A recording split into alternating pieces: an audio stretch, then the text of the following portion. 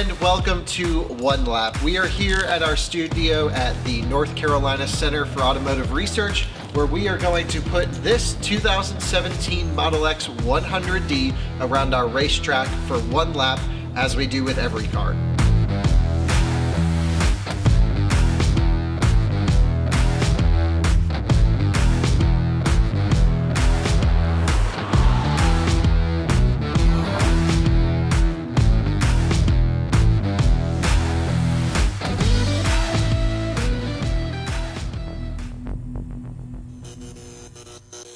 Here we have a Model X 100D. This is a non-Raven car. So this is the old front motor, but we're gonna get it all set up. So let's go suspension in very low.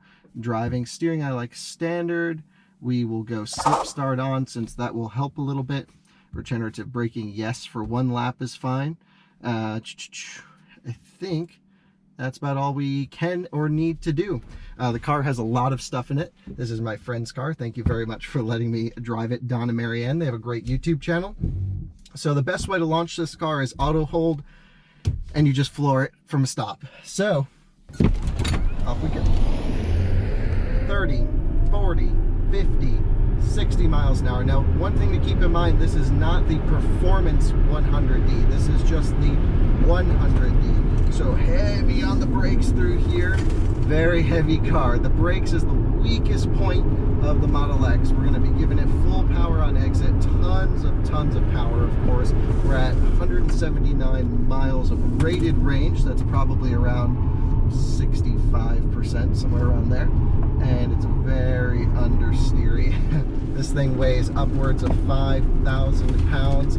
This is the 6-seat configuration, and you really have to be gentle with this big beast.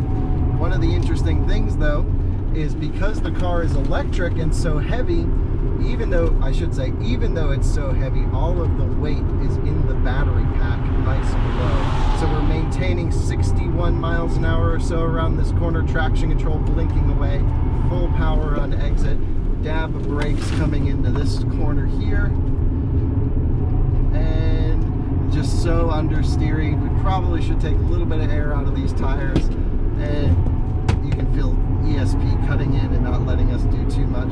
Going through the back stretch pretty quick. Let's see how she does through here. And that felt pretty good. Full brakes coming into this last corner. It's so heavy and so quiet, but it actually is incredibly fast. I'd love to see what this time does, you know, if this car was on good tires against like an X5M or Cayenne Turbo, because even though this is not the Performance, when it pulls so hard, 85, 90 miles an hour, 95, 100, 105, 107 past the start finish. Fantastic. Just so good. I love Model X's. They're so funny, they're so big, but they are so fast.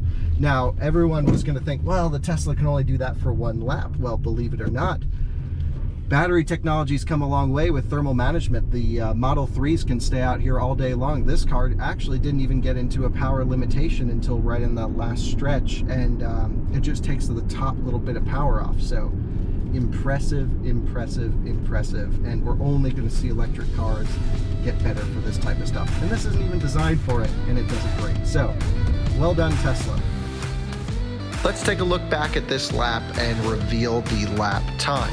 Now, the Model X has a ton of power, even for being the non-performance version, so it was able to rocket down the straightaways and really eat up a lot of the time. However, in the corners, you cannot hide the 5,400 pounds that this vehicle weighs. With that said, let's reveal the time. All of these times are the vehicles not being pushed 10/10ths, but it does give us a general representation across many different cars that are run in our one lap series. As always, if you want to see other vehicles and their lap times, there's a document in the description below that showcases every vehicle that's been around, their lap time, and a link to their video. The Model X completed the lap in a respectable 1 minute 55 seconds. The Model X would benefit from some grippier rubber and a less intrusive traction control system. With all of that, hope you enjoyed. Please subscribe to One Lap, and we'll see you on the next episode.